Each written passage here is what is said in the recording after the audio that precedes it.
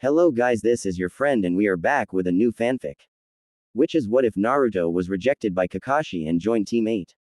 Part 1. And if you enjoy this fanfic then please press the like button and subscribe to my channel for more fanfic like this. And now let's start the fanfic. Hey Kakashi sensei, can you train me today? Asked a hopeful Naruto. No Naruto, I told you, you have to work on that chakra control before I teach you anything. I'm training Sasuke today, Kakashi said casually as he and Sasuke left, leaving Naruto and Sakura behind. Of course you do, because there's only one member on a team, the blonde thought sarcastically. Hey, Sakura, do you? No, I don't want to go out with you, Sakura snapped as she stomped away. I only wanted to train, not mentally scar myself, mumbled the blonde as he walked away with a look of disgust straight on his face. The thought of dating the pink, it made him feel physically ill. Where exactly did she get the idea that I liked her? We never spoke before being put on Team 7, and if I knew it would happen I would have blackmailed Gigi into putting me on a different team. Let someone else deal with this shit. And when exactly does this become teamwork? I don't see how it's possible when the only thing we do together is argue. Oh well, I can go home and study up on some seals. My long distance eyesight is shot until I get used to sensei's jutsu, Naruto said and continued walking deeper into the woods. He was about to reach into his pocket and pull out a notebook of advanced seals, but decided not to when he heard the sounds of fighting in the distance. He walked towards the sounds and came upon a training ground with 4 people, 2 off to the side and 2 sparring. However, each person seemed blurry. One of the people on the sidelines noticed him. Hi-N Naruto, would you like to join us? Quote. Naruto smiled as he recognized the timid voice and knew who it was, even as his vision blurred a little more like it has been doing all day. Hey, Hinata, I'd like that, if it's alright with your sensei, that is. The blonde grinned at the small blurry woman. Kurenai smiled. Of course it is Naruto. Oh, we haven't officially met yet. I'm Kurenai Yuri, the sensei for Team 8 Inches. Naruto smiled. She's nice to me. Finally a sensei not only competent, but open-minded. Naruto Uzumaki, nice to meet you. After watching the sparring match a little longer, Kurenai told Hinata to join the fight with Shino and Kiba. That's when she noticed that Naruto was squinting. Naruto, is something wrong with your eyes? Quote. Naruto stiffened and immediately tried to hide the fact that he was squinting. No, nothing's wrong, I think I have an eyelash in my eye, that's all, Naruto said as he rubbed his eye pretending to get the fake eyelash, and he relaxed when Kurenai turned her attention back to the match. I got to admit that new collar on Akamaru sure is cute. What do you think, Naruto? Said the Jonin casually. Oh, yeah, it's me. Shit. Naruto suddenly remembered that Kiba told him that dog nin don't wear collars because the metal could flash and betray its position to the enemy, but it was too late. Kurenai caught him. Damn, I need to think of something quick. The Jonin watched Naruto. Naruto, do you need glasses? That's good, I'll go with that. If I play the neglected demon card, Gigi will need to get involved and he can deal with it. Naruto nodded and hung his head sadly like a child who was caught red-handed. Then why haven't you gotten them? The Jonin asked. 20/20 vision, he quipped mentally before considering his cover story. Naruto frowned. He wanted to say that he already had them, but then he'd have to explain where they were now, and that will lead to another can of worms. When in doubt, blame reality. I can't afford them, he said as a part of him was hoping she would act like Kakashi and drop it, but he wasn't sure about how she'd react, so he hoped the Hokage wasn't busy right now in case someone came in with a complaint, which almost never happens. What with is demon stigma. There were a couple people who cared enough to do that, and he cared for those people a great deal. Kurenai was confused. But you're a ninja, the village pays for those things. Naruto shook his head. That's not what I mean, Kurenai sensei. I mean people with my condition can't afford them. He gestured to his stomach, clearly indicating the demon inside him. So is this the moment she'll leave well alone? Kakashi would have ditched him long ago, if he'd even bother to notice the squinting, which was doubtful. With a frighteningly sweet smile, Kurenai addressed Shino, Kiba and Hinata. You guys were going to cut today's training short. Naruto, you are coming with me. Kurenai grabbed the blonde by the collar and dragged him away. This wasn't exactly what Naruto expected to happen, but once she thinks the Hokage is handling everything, she'll drop it. Okay, she has bigger balls than I expected, at least the old man will help. Does she know I can walk on my own, or is she going to drag me all the way to Gigi's office? Drag it is apparently, the 17-year-old blonde thought as he rolled his eyes and let the woman drag him to their destination. Kiba blinked. What was that about? He pondered out loud and his teammates shrugged. XXXXXXXXXXX. Hiruzen Sarutobi, the third Hokage of Konoha, was sitting back smoking his pipe and relaxing after a long day of fighting the evil paperwork. Hokage-sama, said a sickly sweet voice. Sarutobi turned and saw Kurenai with dangerously sweet smile on her face and a twitching Naruto trying to break free from her grasp. The Hokage knew his peaceful break was over. We need to chat, Hokage-sama, said the Jonin as she slammed the door to his office shut. Went to Sarutobi's desk dragging Naruto with her. Naruto just told me that he is being denied certain things like glasses because of his status as a demon vessel. Sarutobi's eyes widened. Admittedly, he was baffled at first, but then Naruto gave him a look that basically said, "Play along, what? Naruto, why didn't you tell me?" The third was hurt that the boy he considered a grandson couldn't come to him for help, or so it sounded. Most people seem to think that I'm controlling you or something. When you're nice to me, things get harder for you, like more paperwork, council complaints, and other things. I didn't want to cause you trouble, admitted Naruto. We need to get her off my back, so spill, old man. Sarutobi frowned. He understood the message. There were many things going on in Naruto's life that the blonde wanted to hide, so in an emergency they agreed to use the truth to hide deeper truths. Naruto, I want you to tell me exactly what has been going on, the third said sternly, playing his part perfectly. Naruto sighed and told them everything. He told them about being forced to use broken or dull weapons. That he wasn't allowed to buy decent clothes or food. That no one gave him an actual medical exam at the academy, and the disturbing list continued. Such a disturbing thing to hear that.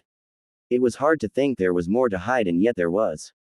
Sarutobi and Kurenai were at first shocked, but shock quickly gave into anger. This ends now, said Sarutobi, and he fumbled through his desk before pulling out a set of papers. Ready to show Kurenai everything will be handled. Does Kakashi know about any of this treatment?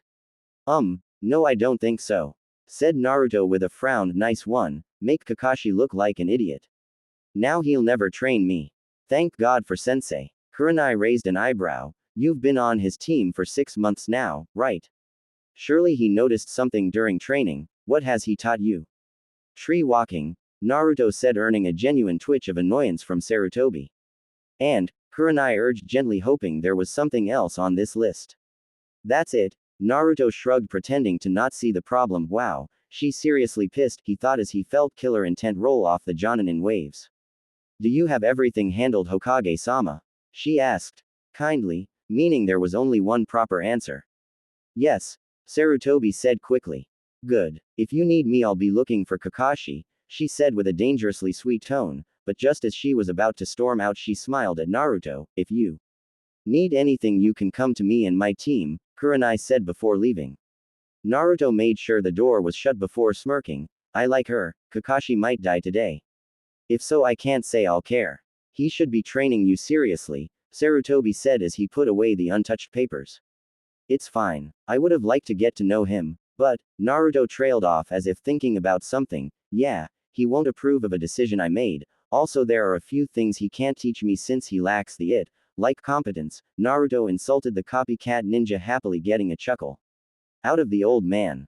Sarutobi smiled at the young 17-year-old ninja. Quite true, but you should have real TEM training. I'll talk to Danzo and see if we can arrange for one of his trainees to be put with you and your little friend to make a team. Maybe your sensei or one of Danzo's elite can be the team sensei, but you need to piss off Kakashi enough for him to want you off the team, otherwise I cannot legally take you off the team. Oh, and find some sort of glasses solution or Kurenai will think I didn't keep my promise, and that could spell T. He and for me. Sarutobi pouted as Naruto seemed to find the comment funny. I'm serious, I want to live. He wailed childishly. XXXXXXXXXX. Kakashi sneezed in the middle of demonstrating a new jutsu, resulting in a pillar of water firing back at him and sending him into a tree. What a terrible Tim. For people to gossip about me, he said as he pulled himself out of the dented tree. Whatever. Sasuke snorted and started trying the jutsu he just copied with his Sharingan. Moments after completing the hand signs, the resulting pillar started to shoot upwards only to explode as a pissed-off Kurenai blasted through it. Kakashi Hatake, you scumbag. Kurenai roared as she stomped past the Uchiha, who will never admit that she scared him, and up to Kakashi. Kakashi clapped his hands over his clothed crotch to protect his balls as he screamed, the cameras in the hot spring were Ebisu's id. And not mine. Spare me. What? Kurenao blinked in shock, but her shock drained away, revealing irritation. That's another subject we'll discuss, but right now I want to discuss Naruto's severe lack of training. Why haven't you taught him anything beyond tree walking or helped him with problems he has with the villagers? Quote. Sasuke snorted. He's weak, why bother? Sasuke's right. Naruto hasn't shown any skill in chakra control and in other things. I gave him a list of exercises and I can't train him until he completes it. As for the villagers, I'm sure he's exaggerating. You shouldn't waste your time on him. If you leave him alone, maybe he'll realize he has to figure some things out on his own, Kakashi said cheerily as Sasuke smirked. What the hell? Did he really say that? The bastard. Kurenai thought, not understanding why Kakashi would be so blasé about Naruto's life. I find it a bit hypercritical of you to say that when you're clearly bottle feeding everything to Sasuke. The Uchiha sneered in disgust at the comment. How a this, I'll take over Naruto's training. If in the 3 months leading up to the Chunin exam he has shown a Chunin level jump in skills, you are my slave for the next 2 years, but if he shows little or no progress by the exams, I'll get you a bathhouse pictures of any 10 ladies you want. Also, if I find Naruto was making things sound worse than they really were with the villagers, then I'll videotape a threesome of ladies for you. Kakashi's eyes bulged at the offer, which was a dream come true. Deal. He shook her hand, but winced as she squeezed really hard. Ow ow ow. Now what was this about cameras? Kurenai asked in a deadly sweet tone. The silver-haired Jonin broke out in a fearful cold sweat. Mommy. XXXXXXXXXXX. Naruto walked deep into the forest where a small cottage sat next to a flowing river, so its large wooden watermill attached to the side dipped into the stream, keeping it turning. Hey, I'm home. Oof. Naruto was tackled to the ground. When he looked up to see who was straddling his hips, he saw an adorable fair-skinned red-haired male with red eyes, fluffy fox ears, a fluffy fox tail, and completely save for a frilly pink apron. Hello Kurama, nice outfit, he said while biting back a groan as Kurama shifted effectively cause fricti on in a sensitive area. I don't like yours. Kurama pouted cutely and tugged at the orange fabric. I can't change if you're on top of me. Naruto chuckled as the foxy male pondered whether or not he really wanted to give up his spot, but before Kurama could make up his mind, Naruto spotted a blue-haired woman in a long-sleeved green dress and fluffy white collar coming out of the forest. Hey Gurren-sensei. Hey to you Naruto, having fun? Gurren asked with a lot of amusement in her dark eyes as her student seemed quite comfortable with the sexy redhead straddling him. Okay, fun time is over. Get off him Kurama, you can cuddle him later. But I want to check his eyes, she said, and Kurama's fluffy ears dropped as he reluctantly moved off the blonde. Now Naruto, you made great progress in the crystal release, but how are you adjusting to the crystal spy glass jutsu? Eyes still blurry. Gurren asked as they all went into the cottage and sat down in the cozy sunny living that had more windows than walls and several skylights in the high ceilings. Not great. It's taking a while to adjust and there were some issues because of it, Naruto said as Kurama cuddled next to him. I'll explain later, but don't worry. I doubt Kurenai will get involved again. Kurenai smiled as she walked up to her 3 students. Okay, today we're doing something different today. We're going to get Naruto, and from now until the Chunin exams he will train with us. Of course sensei, but wouldn't that affect the team arrangement for Team 7, sensei? Hinata asked quietly, showing much less stutter in her voice without Naruto there. Normally it would, but Team 7 sensei has decided on training individually, so since Naruto is having chakra trouble he coming with us. Now we're going to start by getting to know him, so where does he live? Kurenai asked, hoping to get a head start on the truth behind the blonde. Shino raised an eyebrow. Sensei, why do we need to know that for him to improve in chakra?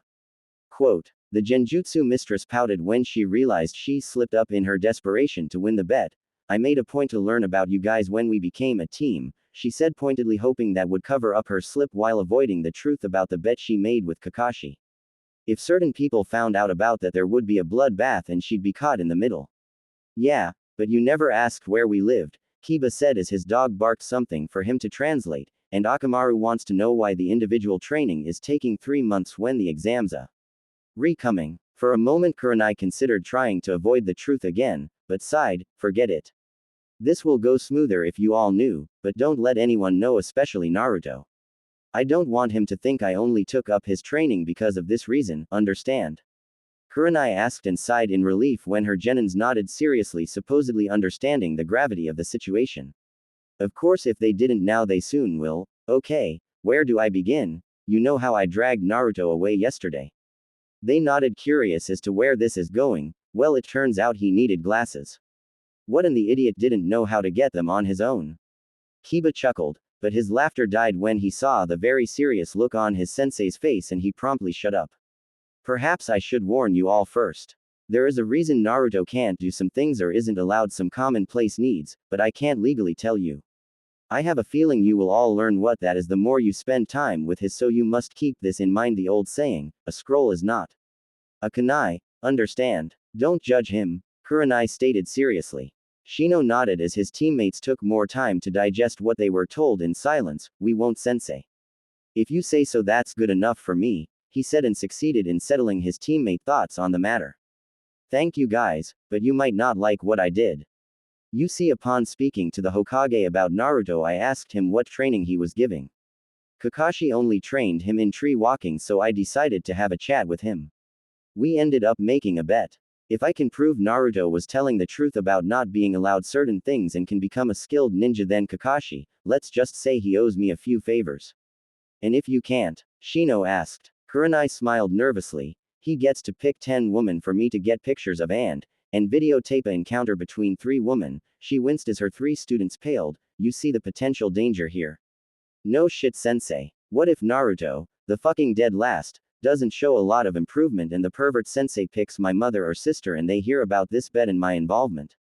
What if he picks any women from our clans and this gets out? They'll skin us all alive. Kiba screamed and paled further before glancing at a blushing Hinata. And what if he picks Hinata? He asked, his voice filled with dread, and Shino and Kurenai understood why. Of course he'd worry for his crush even though Hinata never noticed his feelings. You're right, this could go really badly, but I don't think it will go that way. The best way to make sure it doesn't go badly is to start learning everything we can. Now you guys went to school with him for years, so what do you know? Kurenai asked eagerly, but she quickly deflated as she noticed they were looking at each as if expecting the others to talk. Anything would be great, she said, sounding a touch desperate. Shino pointed at Kiba. He was friends with him. Not really. I tried spending time hanging out with him because, Kiba smiled sheepishly, he was always blamed for my pranks. I felt kind of bad about that, so I bought him a lunch a couple times, but we really weren't friends. Now Shino calmed down. Kiba yelped and backed away quickly as the insect user's swarm exited his body and hovered towards the dog ninja with a threatening buzz. You were the one who tainted my sugar water with bug killer. I infested his desk with spiders for that. You killed half of my hive. Shino snapped. Back then I didn't know that the Aburame gave their hive treats when they're kids and beginning training with them. I didn't mean it, so water under the bridge, right, Shino? Kiba gulped and backed away as the insects inched closer. He suddenly turned to run, but he was caught in the swarm and his chakra was drained just enough to leave him out cold on the ground. Kiba, Hinata gasped, but Akamaru padded over to her to assure her that Kiba was fine save for being an idiot. Kurenai shrugged, used to the genins' antics. Leave him. He wasn't helping anyway. What about you two? Quote, other than the fact that he has a crush on Sakura, I don't know anything. I kind of gave him the cold shoulder for what I thought was his cruel prank, Shino said and shot his down teammate a glare. Okay, what about you, Hinata? You're crushing on him for a reason, right? The Jonin asked, getting close to pulling her hair out. He doesn't tolerate bullies. I saw him defend Sakura and he defended me too. A few times I saw him with a takeout ramen for lunch, so I think it's his favorite, but I never found him outside of school, Hinata admitted with a light blush. Kurenai pouted. That was a little more helpful, but it seems we start from scratch here. Let's go get him. She paused when she heard Kiba groaned as he twitched randomly. We don't have time for him to completely recover, so grab him, Akamaru. The large dog obediently took his owner's collar in his mouth and flipped Kiba onto his back before following after the other members of Team 8. XXXXXXXXX. Wow, I smell something really good. Naruto grinned as he walked into his kitchen where Kurama was in his little pink apron and not much else. Pork cutlets, my favorite, he said as he stole one of the crispy pork-filled treats from the large lunchbox Kurama was setting up and ate it as. Kurama started cuddling. Why do you only cook for me when you're in heat? Kurama purred, completely missing the question since he seemed very dazed and flushed. Mine. He mewed and stood on his tiptoes to kiss the blonde's neck, but he tugged at the orange jacket with a disapproving pout. I hate tea. He's clothes. I know. Naruto chuckled and finished his cutlet. The red eyes watched the blonde lick the grease and crumbs from his fingers and shivered in delight as he felt aroused. Take them off. Naruto smirked as his hand moved down to the bare butt under the fluffy tail and squeezed, taking note of the shameless moan and the trickle of cum dripping from the pucker. It's never enough, is it, Kurama? Sadly, I have to meet my team, but if it is the usual, I should be back soon to satisfy you, he said and tugged Kurama's fluffy ear, earning a moan. Until then, he whispered huskily, and a clone appeared wearing only black pants and it pulled Kurama into a hot kiss. As the redhead's moans slowly got louder, Naruto took the lunch box and left before he couldn't stop himself from joining in. Once he was out of hearing distance, he sealed the lunch box away into a seal on his wrist while unsealing a pair of black glasses frames he managed to fashion using chakra N. Forced wire. There were no lenses, but that was the point. You see, he was supposed to make those last night too, but Kurama ended up distracting him for the rest of the night. With one hand sign, he made a flat, slightly pink-tinted crystal lens appear on his fingertip, and with a little chakra made it expand to fit the curved opening. Once he was sure it fit properly, he made the second lens and cleaned them before putting them on. It didn't change his sight or fix the occasional dizziness, but it will spare the old man his life. Besides, after a good sleep his eyes were better, and having his crystals over his eyes would make the spyglass jutsu rather easy, once he adjusts it, of course. Naruto put his complete glasses on, and after tweaking them to fit better he jumped into the trees. Gigi better thank me for making these things. In this jumpsuit I look like even more of an idiot wearing them, even though they'd look great with any other clothes, though I guess that works in my favor as far as the villagers go, he sighed and raced to the spot where he meets up with his team. Much to his disappointment, he arrived just as Sakura was waiting for Sasuke, which usually means she'll have time to insult him instead of trying to seduce Sasuke. I won't go out without you. Sakura blinked as she spotted the new addition to Naruto's face. What the hell? Nothing you wear will make you smart, moron. Take those things off, she ordered and held out her hand, expecting him to hand them over. Honestly, she just thought the classy slim frames would look better on her and wanted them. Naruto happens to need those, so no, he won't. Naruto turned to see Team 8 and prayed that Kurenai was only with the rest of Team 8 to check that he got his glasses, but something told him there was another reason. Although, despite his instinct screaming this is bad, he was wondering why Kiba was draped over Akamaru seemingly asleep.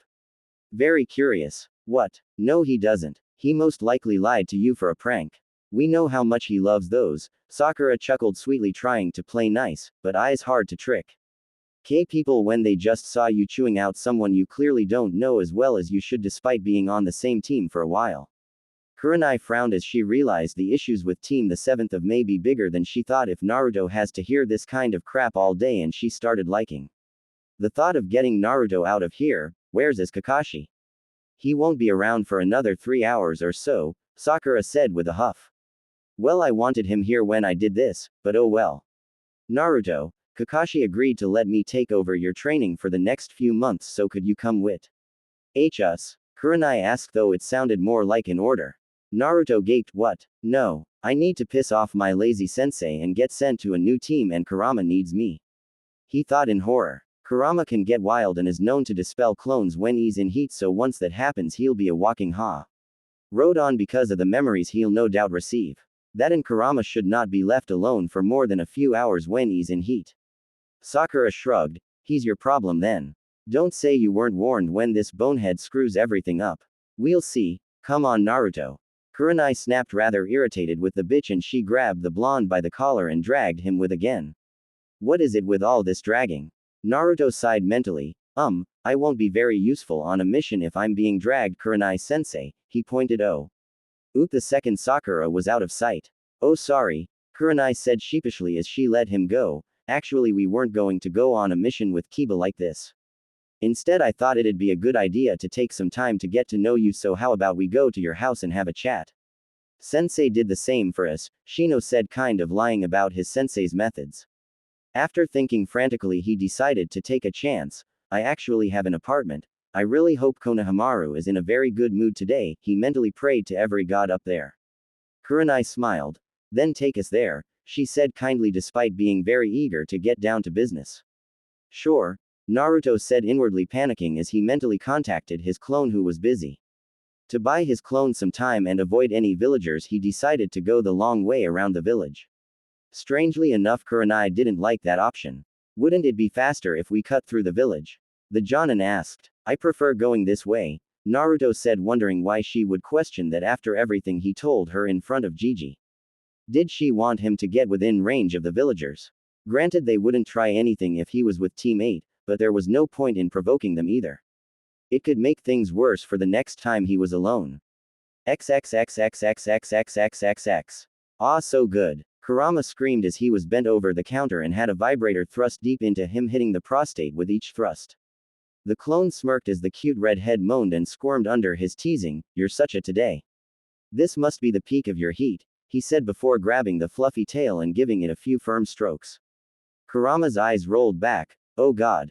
He screamed in pure ecstasy and came hard, pouring cum all over the counter. More, my hole needs more. Oh yes. Kurama moaned wildly as the vibrating toy was cranked up to a higher setting and thrust even deeper as the base of his tail was stroked, sending the most amazing bolts of pleasure up his spine. Damn, you're a fox, Naruto's clone said huskily as he watched the toy appear and disappear into the tight channel. He suddenly twisted it, earning a yelp and a gush of pre-cum to come out of the dripping. So fucking delicious, the clone ate as he leaned over to nip at the perky backside. Aha, yes, more. Kurama cried out in pleasure and bucked his hips up to get more of that mouth and toy, effectively brushing his against the counter, making more pleasurable sparks through his body. Shit. Bad time, boss, the clone hissed under his breath as he watched the cum trickle off the counter as the red-haired demon came again. The boss needs me to do something, Kurama. I'll be back to play in a few minutes, he said before kissing the flushed horny demon's butt and shoving the toy in and sealing it so it stays deep inside. Kurama screamed and his knees buckled in pleasure. The clone scooped him up and left the redhead bucking and writhing in pleasure on the couch as he went to grab a few of the boss's things and took off running. It was a risk, but he went straight through the village. At least at the speed he was going, the villagers didn't see him, and thankfully next to no ninjas were there to notice him, since they were probably preparing for the Chunin exam. Whether they were participating or setting up the event itself, everyone was busy. Before long, the clone came up to a building. It was an abandoned apartment complex on the very edge of town and marked the boundary between the village and the part of the village that was abandoned after the Nine-Ta-Ill's attack. Technically it was where he lived before Gigi found out and got involved, but now his friend Konohamaru lives there. Why would the Hokage's grandson live there of all places? Simple. Konohamaru is stubborn and loathes the villagers for how they treated Naruto. When Naruto moved into his current home, Konohamaru moved into the abandoned complex with only this to say to anyone who complained: if it's good enough for Naruto, then it's good enough for me. Granted, the complex didn't look abandoned or even slightly neglected, with Naruto's help in cleaning it up for Konohamaru, but the villagers still sulk over the choice the Hokage's grandson made. Finally, the clone jumped up to the third-floor balcony and knocked frantically on the glass door. Konohamaru, the boss needs your help. The clone exclaimed and tried to look away as the younger ninja came out of the bathroom in only a towel. What's wrong? Did something happen to Naruto? A very worried Raven asked, but blinked as he saw a few of those hideous orange jumpsuits and a team photo in the clone's arms. Why do you have those clothes? Konohamaru asked curiously. The boss is in a bind. He needs to satisfy Team 8's curiosity on certain things, but he can't take them to his own place with Kurama in heat, the clone explained, and Konohamaru blushed at the news. This apartment is the only one that's set up and lived in, so can I set it up with a few of the boss's things? The clone pleaded. Yes, of course, Konohamaru said and stuttered slightly as the shirtless blonde moved past him and into the apartment.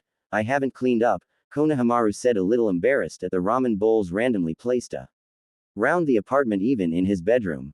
That's fine. The clone chuckled amusedly as he hung the jumpsuits in the closet and politely sealed Konohamaru's clothes into a seal he placed on the wall inside the closet. If you don't mind, could you place this somewhere while I move some of your photos? They'll all be in the seal I put in the closet, the clone asked as he handed the team photo to Konohamaru. That I can do, Konohamaru said, pleased to help. What teammates are on Team 8? He asked as he went in the kitchen and placed the photo off to the side, partially covered by a vase. Hinata Hyuga, Shino Aburame. The clone shivered slightly at the name. Shino hated the boss for some reason, but he never knew why. It just came out of nowhere with spiders in the boss's desk. He wondered how being on the same team with the bug ninja will go, and Kiba Inuzuka, he said as he collected All of the photos hanging on the walls, including a cute one of Konohamaru and Naruto waving in front of this very building. The clone noticed something Naruto didn't before. Konohamaru was blushing at the closeness with the blonde. Unfortunately, there was no time to ponder it, so the clone ignored it for now. Inuzuka, he'll catch my scent right, Konohamaru exclaimed as he grabbed a towel on the counter. The clone would have face-palmed right there if he wasn't holding all those photos. Shit, I didn't even think of that. Konohamaru, what are you doing? Konohamaru just lit the towel on fire and let it burn as he ran a couple laps around the apartment, covering our scents. You burned a towel during breakfast and went for ramen instead, he said before soaking the burnt towel in the sink and tossed it in the trash.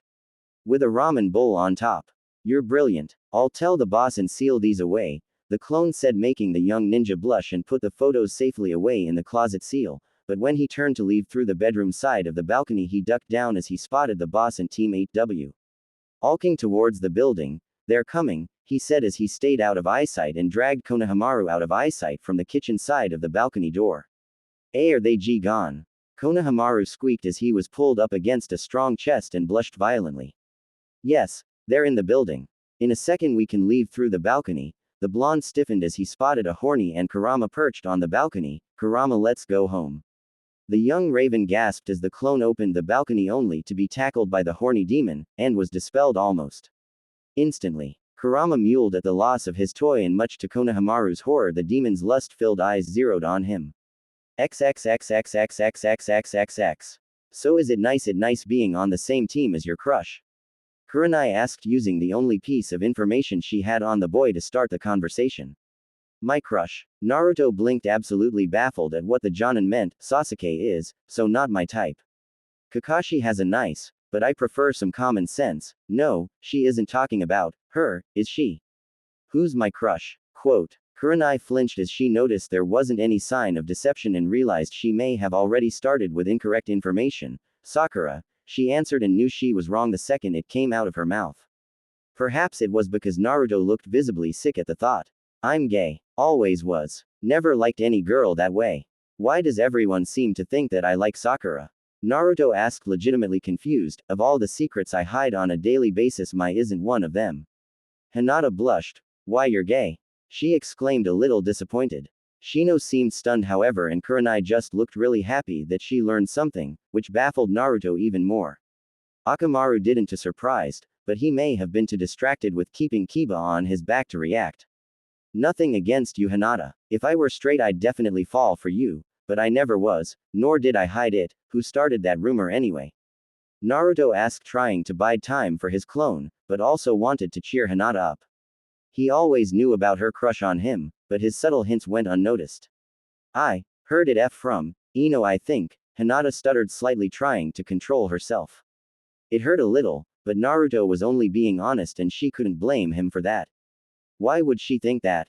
Naruto pondered out loud as he spotted the roof of the apartment complex only a little ways away. No clue. So what kind of guys do you like? Do you have a boyfriend?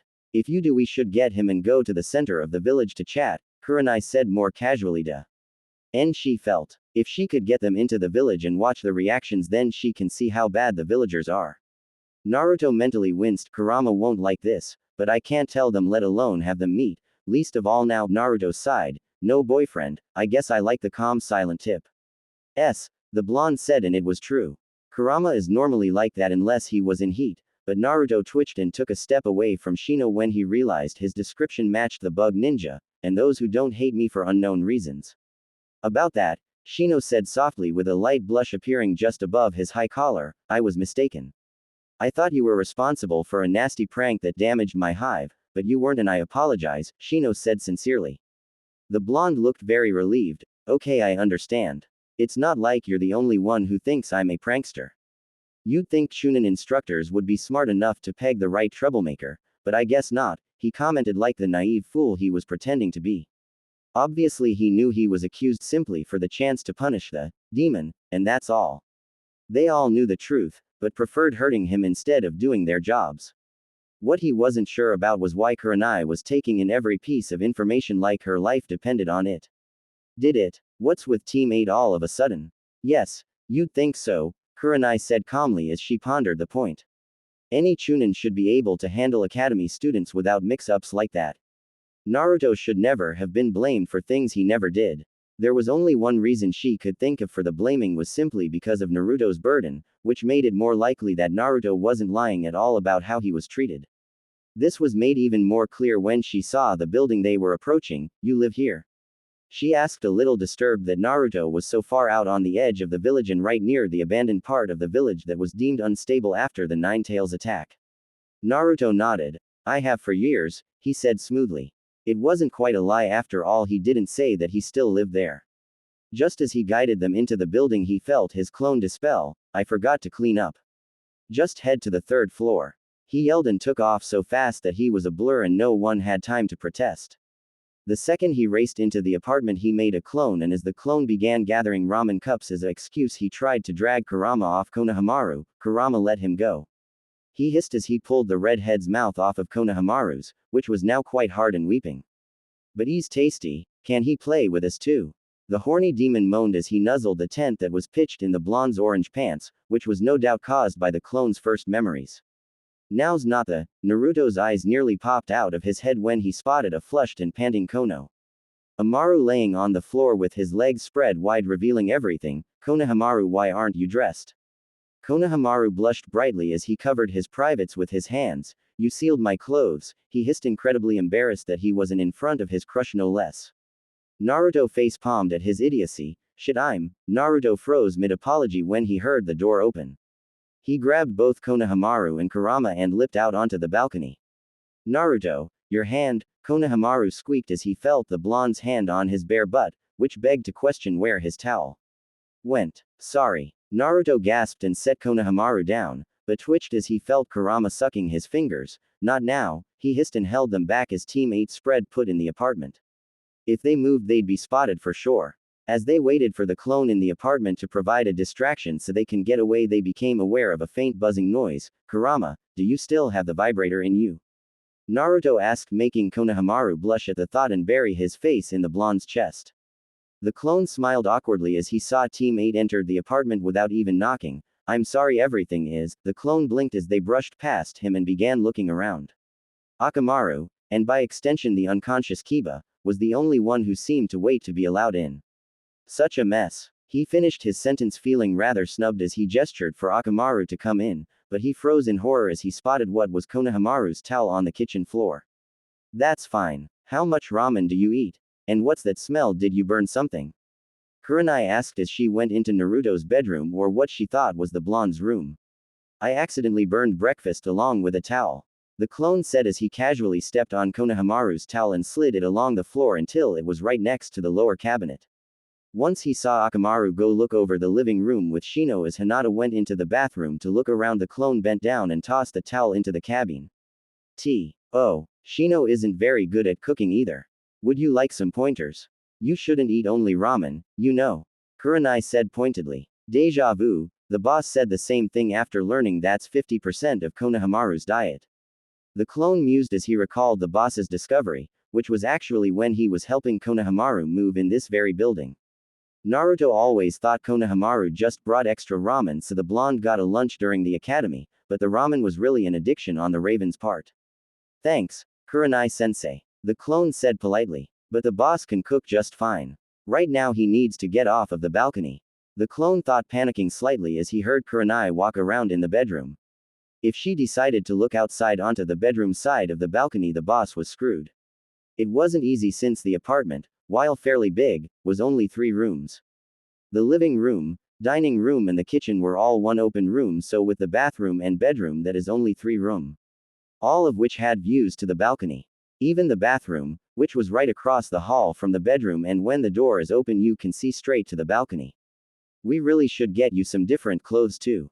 You only have one style," Kurenai commented with a slightly teasing tone from the bedroom. "Shopping isn't the best thing for me," the clone said with a sharp twitch in his eye. Kurenai clearly knew what goes on in the village, so why did it seem like she wanted to risk taking him through the villa? Did she want him hurt? Shino turned towards the blonde curiously. "Why is that exactly?" he asked, and a curious Hinata came out of the bathroom to hear the answer. The clone heard a click that sounded like the balcony door in the bedroom being unlocked and decided enough was enough. Hold it. The clone snapped, making Hinata and Shino flinch as a sheepish-looking Kurenai came back into the living room, thankfully leaving the bedroom and hopefully giving the real Naruto a chance to escape. I could be wrong, but this feels like an investigation. Quote, not at all. We're just trying to get to know you. Kurenai exclaimed, getting nods from Shino, Hinata and Akamaru. You didn't strike me as the type of girl who goes straight to a guy's bedroom to learn about him. The clone said sarcastically, taking a bit of enjoyment in the embarrassed blush that came to Kurenai's cheeks. Kurenai chuckled sheepishly, I'm sorry. I got a little carried away. We really want to learn more about you. Quote, why, sure, I'll be on your team, but this seems a bit over the top. Naruto's clone said, but noticed a subtle shift in all their postures. They were hiding something, but what? Shino adjusted his glasses calmly. Keep in mind we won't have too much time to get to know you before we'll be going on missions, so we need to rush things. It may seem rude, but we're doing this to better our teamwork. If this bothers you, then we can start with the issues you need help with. Your clothing, for example, needs to change or you will have stealth issues. Shino quickly lied, hoping Naruto would buy it. Naruto's clone looked down at Shino with a fake convinced smile. Well, when you put it that way, then I guess it does make sense. The clone said, but was definitely thinking along different lines. Bullshit. What are they hiding? The clone wondered before relenting to being dragged through the village on a shopping trip, but there was a problem. The clone didn't have Naruto's wallet. With a quick mental signal, he told the original the problem. As he walked with Team 8 down the stairs to leave the apartment, he looked for any sign of the wallet. When they got to a former sitting area in the second floor to head down to the staircase that leads to the last staircase, he spotted the wallet sealed to the bottom of an old broken exit sign. He fell back slowly, so he was walking behind Team 8 and snagged the wallet with a chakra thread. It fell right into the clone's hand without Team 8 noticing. XXXXXXXXXX. Kurama, stay quiet. Naruto hissed under his breath as Kurama moaned. Kurama rocked his hips, grinding himself against Naruto's leg. I'm coming. Konohamaru felt his own release coming as he watched Naruto silence the redhead with a steamy kiss to swallow the moans. The sight of those tan hands grabbing Kurama's butt and squeezing, getting the much-needed release covering Naruto's jacket in cum was so hot that Konohamaru needed to bite his lip to keep from coming right there. Of course, the blissed-out face on the fox demon wasn't helping the young raven's situation. I'm taking your toy, Naruto hissed. Konohamaru's eyes widened as those thick tan fingers slipped into the redhead's needy hole and removed the rather large vibrator. As Naruto turned off the toy, they heard a click from the bedroom balcony door and they froze, save for Kurama, who was unzipping Naruto's pants to pull out the large for a taste. Hold it. The captives breathed a sigh of relief as the clone's yell made whoever was in the bedroom to abandon their attempt to get out onto the balcony. Naruto heard the person leave the bedroom and sighed, now we all fuck. Not now. He hissed and shoved Kurama's teasing mouth off his before grabbing both males and jumping off the bedroom side of the balcony. I want my treat. Kurama whined and knocked Naruto onto the ground once they landed. Konohamaru's heart bounced when he rolled out of Naruto's arm, and when he looked up to protest, he was met with the sight of Kurama licking Naruto's large. Fuck. Kurama, I can fuck you in a few minutes, ah. Naruto groaned as the redhead's mouth swallowed as much of his as it could and sucked. But after only a minute, Naruto pulled Kurama off his with a rough yank of the red locks that only made the horny demon mule. Shit. 1 second. Naruto exclaimed as he suddenly ran into the lower part of the apartment building while trying to hold his pants up. Wait. Don't just. Konohamaru winced. It was too late. Naruto was out of earshot. The blonde left him but with a horny demon. Before Konohamaru could even turn to face Kurama, he was flipped, so he was on all fours and heard buzzing. Kurama licked the raven's tight little pucker. You're a virgin. I can taste it. Kurama purred before taking the vibrator and running along the length of Konohamaru's. Ha! Konohamaru gasped at the amazing feeling, but clapped his hands over his mouth to keep his moans quiet. So yummy. Kurama purred as he watched the perky butt wiggle with each stroke the toy took over the sensitive hard flesh. He couldn't resist pushing his tongue the tight twitching pucker and move it. Fuck 'em. Konohamaru yelped in shock before securing his hands over his mouth again. As his mind started melting with each move of the tongue and the vibration of the vibrator now soaked with his pre-cum, he started picturing Naruto's hands on him. He imagined that it was Naruto's tongue deep in his and that it was Naruto's brushing against his own. The thoughts made him hornier. He was about to come when Kurama was dragged off him. Naruto sighed in frustration. I'm separating you two, he said as he made two clones appear to carry Kurama so he could carry Konohamaru. The three blondes and their cargo raced quickly out of sight and just missed being spotted by Team 8. With that worry out of the way, they headed for Naruto's real home where they wanted to wait until Team 8 was done with their shopping trip. I'm sorry, Konohamaru. I'll have my clone clean your place up and put everything back once Team 8mm. Naruto's eyes widened as Konohamaru kissed him full on the mouth. He was so stunned that he couldn't stop the raven from adjusting so the pale legs were wrapped around his waist where Konohamaru began grinding his crotch against Naruto's clothed. Want you? Konohamaru said breathlessly before kissing the blonde again. The blonde was having a hard time holding back. Naruto knew Konohamaru wasn't thinking straight, but the raven was a surprisingly good kisser and that did not help. By the time they got to the cottage, Naruto was so wound up it was a miracle he didn't fuck Konohamaru right there like his clones did Kurama. Want your? He mewed after being dropped on the couch only to throw his head back and moan hotly as a Naruto moved between his legs through Saint hard rubbing there together.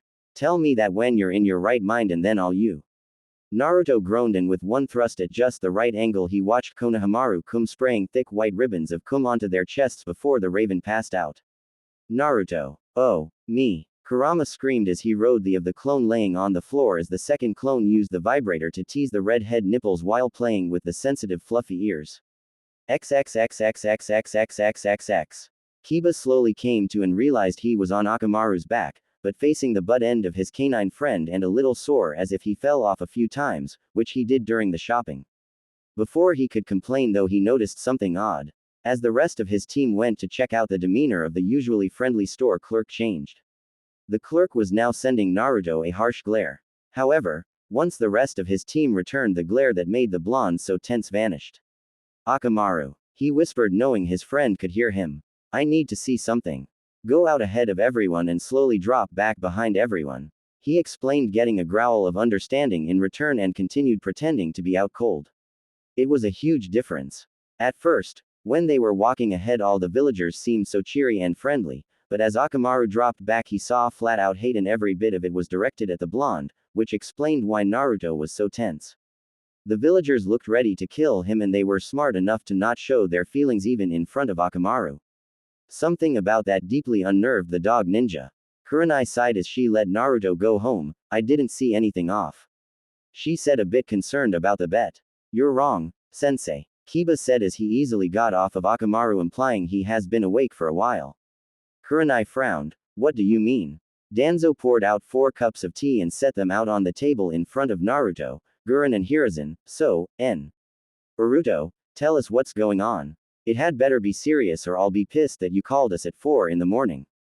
Gurren grumbled crankily as she snatched a tea from the platter being held in the old ninja's hand. Why am I on a 4-person team with Team 8 and not on Team 7 trying to annoy the hell out of Kakashi? Naruto asked bluntly, too tired to bother with tact.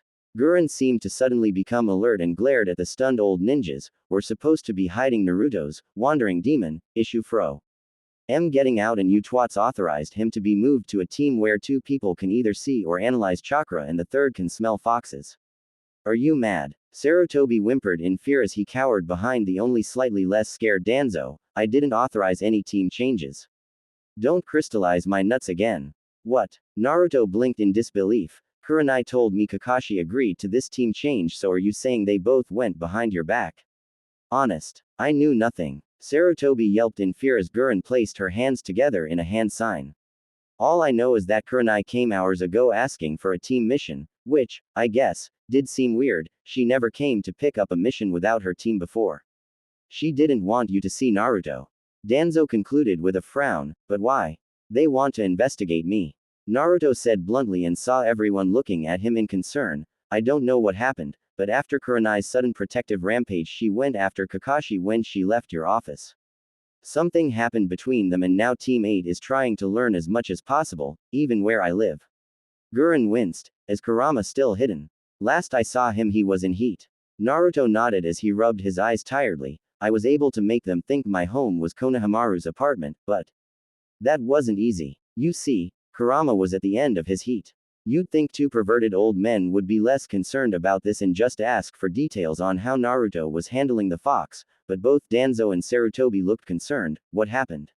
Sarutobi asked seriously, knowing full well that the end of the heat was the most dangerous for a few reasons.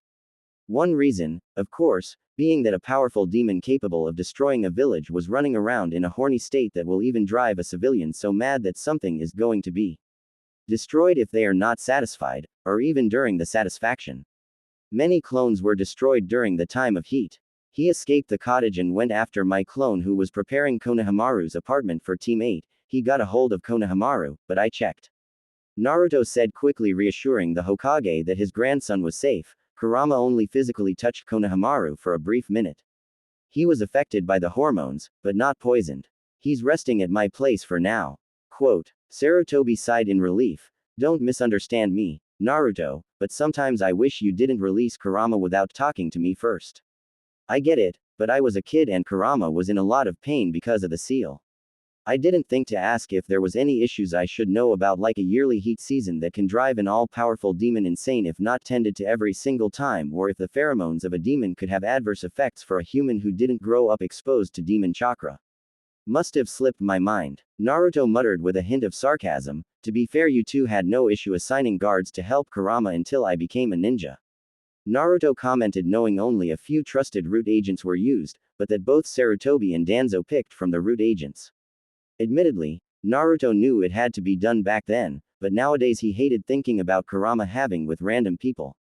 Of course, it was only during those few days or weeks of heat, not any other time, but still it felt odd. He always had to remember that he grew with Kurama and they had a solid relationship. The fact that he had Kurama to himself now meant everything. Danzo and Sarutobi both deadpanned. Neither of us knew about the poisoning part. They muttered with dazed eyes as if they were remembering the frightening symptoms of long-term exposure to pheromones. Some agents may never be able to fully recover. Kurama is done with his heat, at least. He seemed sane and his tail and fluffy ears were hidden before I came here, but back to Team 8. They are clearly after something and it has to involve Kakashi, too. I mean, Kurenai knows about the demon being sealed inside me and I told her I'm not treated well because of it, but what does she do? She drags me to nearly every store in the village. It makes no sense unless she's one of them. The blonde muttered doubtfully. Gurren scoffed. If she'd bother dragging you to the Hokage, then she's not a narrow-minded fool. Quote. I agree. She was genuine. The mission I gave her starts tomorrow. I don't believe Kakashi is planning on missions. Danzo, could you have a few of your agents follow him? Sarutobi asked between sips of his tea. Yes, Naruto, you should make sure Kurama is through with his heat before leaving. Danzo said pointedly. The blonde nodded tiredly, not having a single wink of sleep between dealing with Team 8 and Kurama's heat. Yeah, I'll go check. Quote. Gurren made a hand sign, instantly making the two old men flinch, but they relaxed as a crystal earpiece appeared in her hand. Here, you haven't mastered the spy glass jutsu, but you do have enough skill to use the sound part of the jutsu. Report to me if you learn anything. I will, Naruto said before putting the earpiece around the back of his ear and getting up to leave the cozy apartment complex deep in the root hideout where Danzo lived with Gurren, who was a root agent herself, and all other agents. Normally, he would have tried to go straight to Sarutobi, but by the time he tired Kurama out, he figured it was too late to just run into the office. No doubt, the Hokage would have retired for the night, so he went to Danzo and Gurren, who had a means of calling Sarutobi in emergencies, or when Danzo invites Sarutobi over for some crystal ball viewing. Since the crystal ball's default setting was the ladies' side of the bathhouse, you can imagine how pissed Gurren was when she happened to walk in on them when she came to report on a new recruit. Naruto left the hideout and went home in the rain, but he noticed Kurama standing but right outside the cottage. Kurama. He called out over the thunder as he went over to the redhead, who must have been out of heat because the fox-like tail and ears were hidden with human features, but normally Ma would be out cold for a week after going through heat, so why was he awake? The red eyes looked exhausted, but so sad too. I caused a lot of trouble, didn't I? Not that much, Naruto said as he pulled Kurama against his chest. The cool rain just rolled down their bodies and dripped to the ground, taking the cum pouring out of Kurama's abused hole with it. I hurt Konohamaru, Kurama said, barely heard over a surge of rain. Konohamaru is fine. I checked him myself, so don't worry, Naruto said, trying to soothe the demon who he realized was crying earlier, but the rain hid the evidence.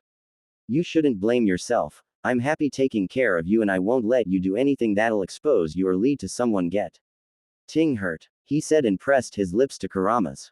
Despite both being very tired, the kiss became deeper and Naruto lowered Kurama to the wet grass below them. Aha Naru ah. Kurama moaned weakly as Naruto squeezed his sore while nibbling the human ear. Rainfall pounded the pair as even more skin was exposed as Naruto shed his own clothes. Still easy to excite, I see. Naruto said teasingly as he spread the pale legs to view the pink, thoroughly. Kurama blushed at the perverted action. Don't say stuff like that ah. Kurama screamed into the thunder as a tongue licked his sore hole, easing it into a twitching needy mess. The feeling of the cool rain hitting his flushed skin felt amazing, but that skilled tongue kept him hot and begging. Naruto. He mewed softly and moaned hotly as a flash of lightning revealed the intense blue eyes of his lover. The sight nearly made him come right then and there, but he held on. At least, until he felt that easily slid into him. A crack of thunder rumbling through the air hid the screams as Kurama was fucked into the grass. The redhead clawed at the ground as he thrashed in pleasure. Finally, the stirring of that thick brought him over the edge and he blacked out before feeling Naruto's cum fill him. Naruto smiled as he held the redhead for a minute, letting the rain continue its assault. 2 clones were created to pack everything away for the mission in a couple hours as he carried Kurama to the bathroom to be cleaned up. Both Konohamaru and Kurama were soon tucked away into cozy beds. By the time he was dressed in a pair of dark crimson Anbu pants, with a short-sleeve mesh top, black ninja sandals and a waist-length black jacket, the clones had everything gathered. Technically he was wearing his own clothes and not the ones he was bought hours earlier, but they were similar so they might not notice. As he put the pack on his back and hid a scroll filled with extra supplies in the hidden pocket inside his jacket, his clone handed him his glasses. Naruto felt a clink behind his ear as he put the glasses on and blushed as he remembered the crystal earpiece. Damn it, sensei. How much did you hear? He yelled after making a hand sign and tapping the crystal. Nothing. He heard his sensei's voice come through a little too quickly and with a dripping sound. Is your nose bleeding? Naruto asked, despite knowing the answer. The silence followed by a perverted snicker and it confirmed what he suspected the dripping was. Naruto rolled his eyes as he adjusted his hair so no one would see the extra crystal. I'm going to meet them, he said, knowing there was no time to sleep in with this sensei, so he had to leave now. There was enough time to eat, before slipping out during a small break in the storm. He raised an eyebrow as he approached 3 human members of Team 8 and 1 canine. Where's Hinata? Kurenai smiled. Oh, she has a cold so she's staying here for this mission. Really? Naruto asked curiously, hiding his suspicions. Maybe we should go say goodbye before. No, that's fine. We should go now before this storm gets worse. Kiba said a little too quickly, getting a bark from Akamaru. What are they planning? Naruto's sensei voiced his suspicions as he followed Shino, Kiba, Akamaru and Kurenai out of the village. After all, it seemed strange that such a close team wouldn't say goodbye to a sick member before leaving. Wow, smells great, Kiba exclaimed excitedly as the meal was cooking over the fire. Can we keep you? The dog ninja said jokingly as he was poured a bowl of the stew. Naruto chuckled as he spooned out the stew for everyone else. Sorry, but I have to go back eventually. Kurenai moaned at the taste of the stew. We'll have to talk to the Hokage about that. Quote, about what? It's pretty clear this will be temporary since you said I will be returning for the Chunin exams. Then again, I remember something about Genin teams being restricted to a certain number for a survival reason, so it seems weird that I was allowed to leave. He already knows about this transfer, right? Naruto asked innocently, deliberately putting the sensei on the spot. Of course he does. Kurenai chuckled with a slight nervous tint to her tone. I'm just saying that if you being on a different team is an improvement, something could be worked out. That's all. Going with that, huh? No matter. I'll find out what's going on before this mission is done. Naruto thought, while mentally smirking a smile that did not match the innocent smile on his face. So what's this mission about? We never actually talked about it. Naruto said as he realized the subject has been only random things or subtle comments to try and get some information about him since they left the village hours ago. Kiba blinked. Oh right, Air Sensei, we were briefed, but Kiba winced. It looked like Kurenai was smiling, but if you looked at her foot you'd notice that it was digging into Kiba's heel. We did forget to talk about the briefing for the mission. Kurenai exclaimed louder than necessary. Naruto winced as he focused more on Kiba than Kurenai's attempt to cover up the slip, briefed. I almost wish you didn't let that slip. Naruto thought, feeling sympathetic towards Kiba despite his strong desire to figure what exactly was going on her. The look of pain and the tiny whimper from holding back the pain made Naruto feel bad for Kiba since he knew how overzealous the Jonin could be. She did drag the blonde nearly a mile to get him to the Hokage Tower, after all. However, since the slip was made and couldn't be taken back, it was best to ponder on the meaning behind it. To Naruto it sounded like they talked about a mission before he met up with them, but Kiba seemed clueless on this mission. Does that mean Team 8 had another mission? A mission Kurenai didn't want him knowing about, perhaps. The possibility put Naruto on high alert. Years of dealing with surprisingly well-organized and manipulative villagers made him more than a little distrustful of any sign of a plot. After all, they could be doing an off-the-books mission to investigate Kurama. Actually, that scenario would explain why Hinata was left behind. If that's what's going on, then Team 8 planned on separating them to investigate, and he can't have that.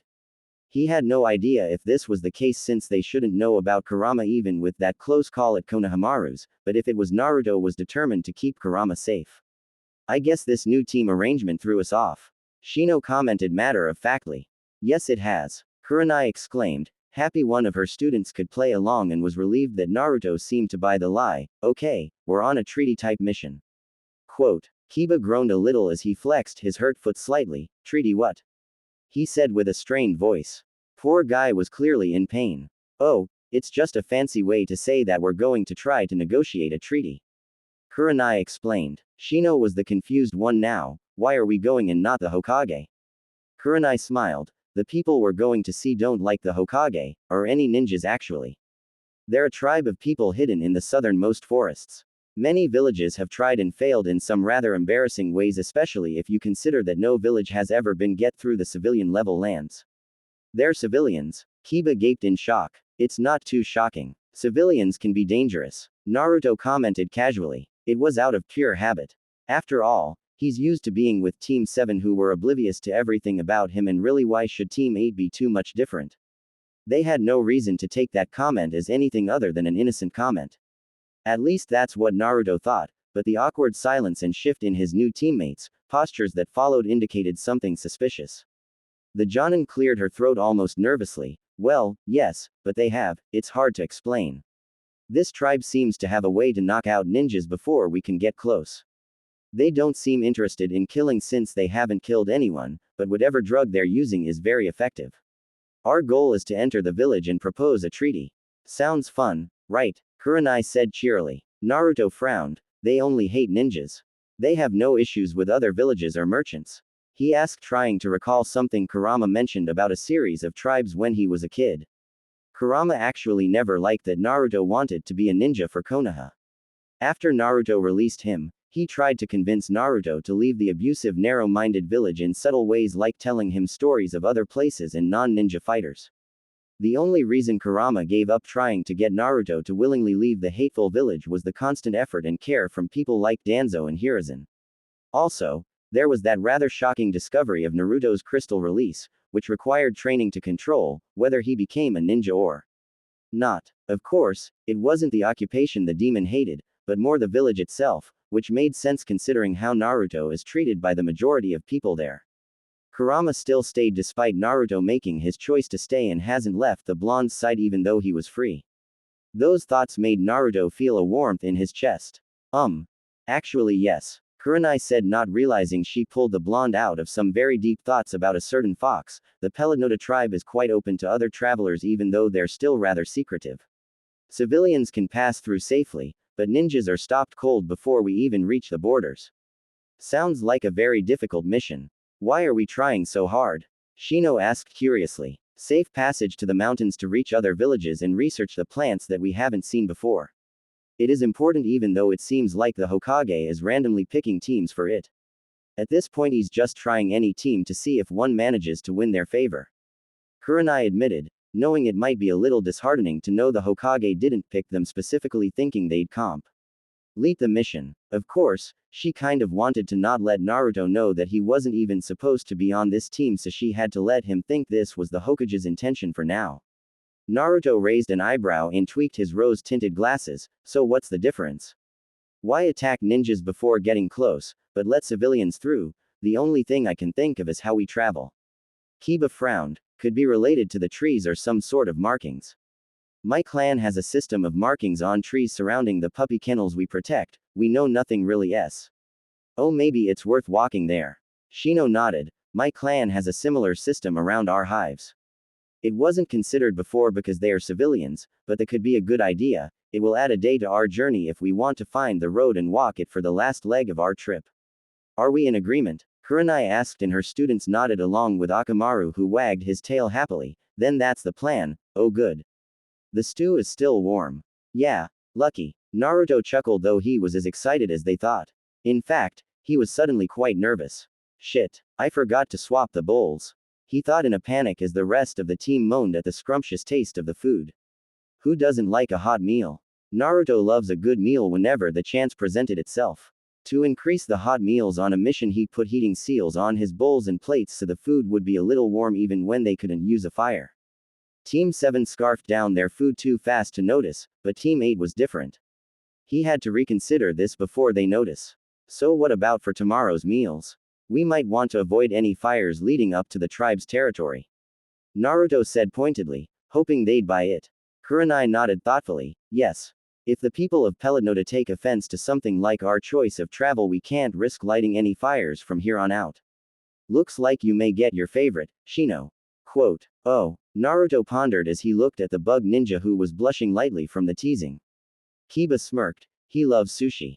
Really? Sushi it is. Naruto smiled, happy he found an excuse to use cold meals and switch off the damn heat seals, which he did the second he got the empty bowls CK for a quick clean.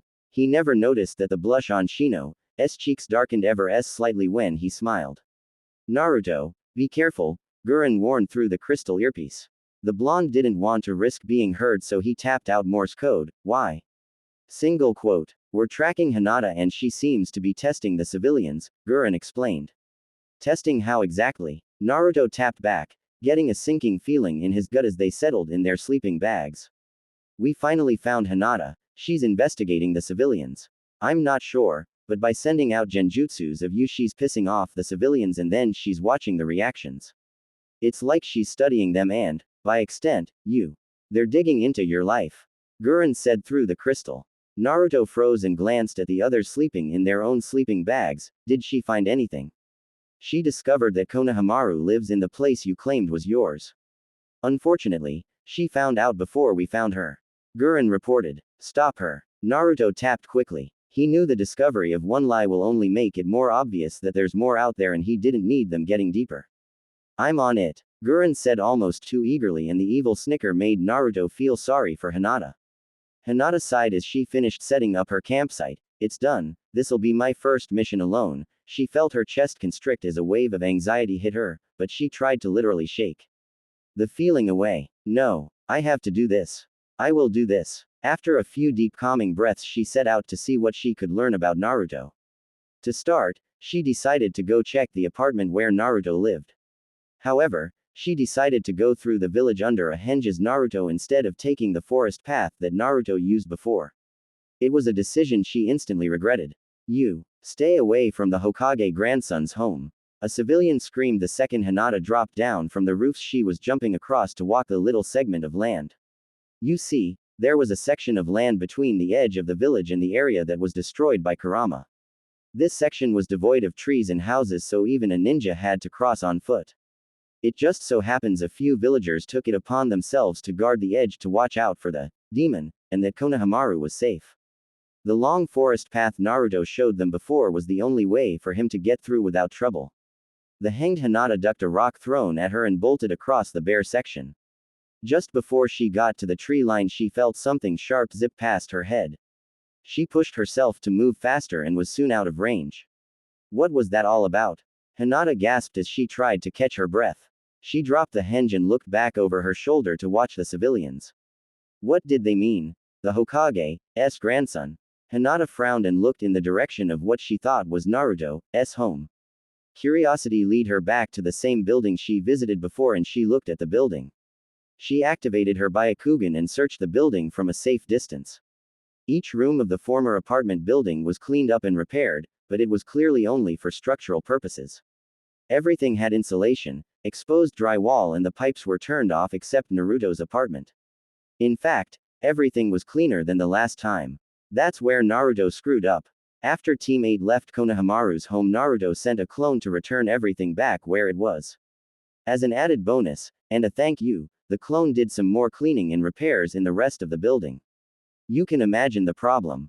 Everything in the apartment was completely different than what Hinata saw the first time.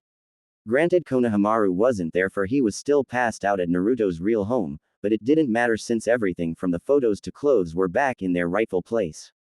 Aces. It was all there for Hinata's all-seeing eyes to see, and it stunned her. When did Naruto change everything back? Actually, when did he set it up for us to see in the first place? We didn't leave him much time coming or going, unless he's working with the Hokage's grandson. Hinata pondered all these questions, but one bothered her more than the others. Why? Why would Naruto bring them to a fake home? It was very puzzling. As Hinata pondered what reasons Naruto, who didn't seem to lie to them, for doing this, her mind wandered over back to her rather harsh encounter with the civilians. She was wearing a henge, so they thought she was Naruto. Kiba said he saw a slew of hateful stares at Naruto, and the civilians are good at hiding it. If she wanted answers, that's where she needs to start. This time she just went along the edge of the village, snuck in through a few side streets until she was in the middle of the village. After finding a nice alley to hide in, she cast a genjutsu that looked like Naruto over some of the shoppers in the busy area. She peeked out from her hiding spot to watch safely. To her horror, the civilians didn't just glare hatefully. They were borderline homicidal. Oh God, I should write what they're saying down. She gasped and took out a little notebook she kept in her jacket and wrote down everything. With a few genjutsus and a few location changes, she had a notebook filled to the brim with the most gruesome things. From attempted murder to hateful screams, the truth behind the innocent civilians' faces was all there to view, but there was no obvious motive for it. They called Naruto a demon, but why? Hinata frowned and got ready to choose a new spot to mess with the civilians, but a hunch of dust fell on her head. What the? She started coughing and her nose began running as she shook the dust off. Hinata, are you really sick? Why didn't you tell me? A very scared Hinata looked up to see her father running over to her. No, I'm fine. She yelped and tried to look fine, but whatever that dust was made her stuffed up, sound like her throat was sore and flushed. She looked and sounded like a person suffering with a bad cold. Hiyashi rushed forward faster than Hinata could get away and touched her forehead. Someone told me they heard you were sick and not on the mission you told me you were going on with your team, but I didn't believe them until now. You have a fever. Come on. We're going home and you're going to bed. I'll have a stern talk with your sensei about this. She should have told me instead of letting you. What were you doing? Hinata gulped. She couldn't say she was investigating Naruto. I was training. In your condition. Home now. To prevent any arguments, Hiyashi threw her over his shoulder and took her away, unfortunately making her drop her notebook. Before any civilian could see the book, Gurren picked it up. That'll keep her busy for a while. She smirked as she jumped away. Hiyashi was always a calm, but ever since his wife became sick and died years ago, he's been extra vigilant of his daughter's health. If he so much as thinks he hears a sniffle, he's panicking. The dust a Gurren tossed on Hinata replicated flu and cold symptoms. It won't last long, but Hisai won't let her out of his sight for a while. She was right to go straight to Hiyashi right after warning Naruto that she saw Hinata playing with genjutsus. Hinata didn't know it, but each time she stirred up the civilians, she was making everything for Naruto more dangerous. It's going to be too dangerous to come right back as it was.